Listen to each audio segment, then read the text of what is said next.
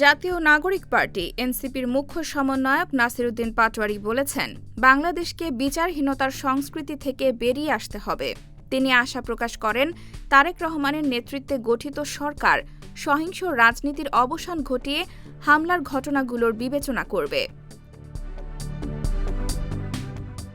সিলেটের শাহজালাল বিজ্ঞান ও প্রযুক্তি বিশ্ববিদ্যালয়ে জুলাই স্মরণে অগ্নিঝরা জুলাই, রক্তের ঋণ ও আগামীর বাংলাদেশ শীর্ষক আলোচনা সভা শেষে সাংবাদিকদের প্রশ্নের জবাবে এসব কথা বলেন তিনি। গোপালগঞ্জে হামলার প্রসঙ্গে পাটোয়ারি অভিযোগ করেন, সার্জিস আলমের গাড়িতে হামলা ও ভাঙচুর করা হয়েছে। নিজের ওপর হামলার প্রসঙ্গ তুলে তিনি বলেন, আমি বেশি কথা বলি এমন যুক্তি দেখিয়ে হামলার ব্যাখ্যা দেওয়া হয়েছে।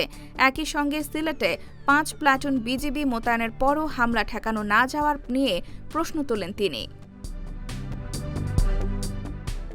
আলিফ নামে এক এইচএসসি পরীক্ষার্থীর চোখে হামলার আঘাতের প্রশ্ন তুলে পাটোয়ারি বলেন, প্রিয় তারেক রহমান, আলিফের চোখটা ফেরত দিন, আমরা আর কিছু চাই না। এনসিপি নেত্রী মাহমুদা মিতু অভিযোগ করেন, জুলাই আন্দোলন গণতান্ত্রিক কাঠামো ফেরানোর জন্য হলেও বিএনপি আবার ফ্যাসিবাদী কাঠামোর দিকে যাচ্ছে। সাপ্তাহিক বাংলা গ্যাজেট নিউজ ডেস্ক।